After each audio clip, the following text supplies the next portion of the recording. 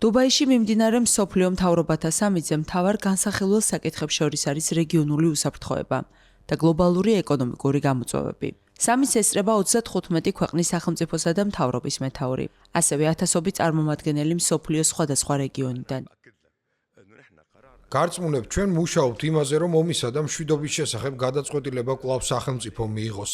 ამის მტკიცებულებაა ის, რომ 1979 წლის შემდეგ პირველად ლიბანის მთავრობას, ლიბანის არმიისა და შეიარაღებული ძალების მეშვეობით სრული კონტროლი აქვს ქვეყნის სამხრეთზე. ჰეზბოლას გენერალური მდივანი ნაიმ ქასემი ამბობს, რომ ირანს დაუჭერს მხარს.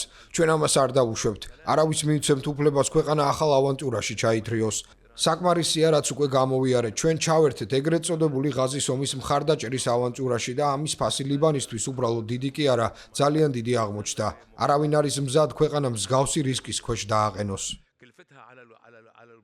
ყოფილი დიპლომატისა და საგარეო პოლიტიკის მრჩევლის ანია მანუელის თქმით, სრულმასშტაბიანი ომი შეერთებულ შტატებსა და ირანს შორის ნაკლებად მოსალოდნელია, თუმცა მისივე შეფასებით ირანის რეჟიმს მეტი პასუხისმგებლობა მართებს.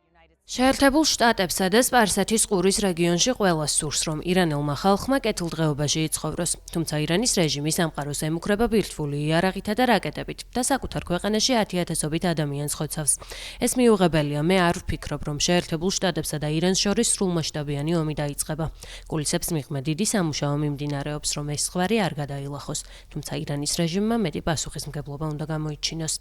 ეკონომიკურ საკითხებზე ისაუბრა საერთაშორისო სავალუტო ფონდის მმართველმა დირექტორმა კრისტალინა გეორგიევმა. მან აღნიშნა, რომ ევროკავშირში ბიზნესისა და ინვესტიციების განხორციელება სირთულეებთან არის დაკავშირებული. მისი თქმით, ევროკავშირს სჭირდება მეტი კონცენტრაცია საერთო ეკონომიკურ ეფექტიანობაზე და ნაკლები ბიუროკრატიული ბარიერი. ჩვენ ვცხოვრობთ სამყაროში, რომელიც ერთი მხრივ გეოპოლიტიკურად ბევრად უფრო მეტი გამოწვევის წინაშეა. ეს არის ტექნოლოგიური, პოლიტიკური, გეოპოლიტიკური და დემოგრაფიული ტრანსფორმაციის ეპოქა. თუმცა მეორე მხრივ ეს მსოფლიო საკმაოდ გამძლეც არის.